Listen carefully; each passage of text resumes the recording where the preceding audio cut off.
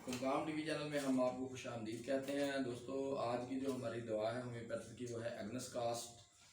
Agnus castus जो है वो होम्योपैथी में एक ऐसी दवा है जो कि उम्र रसीदा लोगों के लिए नहायत मुफीद दवा है। और ये जो दवा है ये अज़ूए तनासल पे बहुत ज़्यादा काम करती है।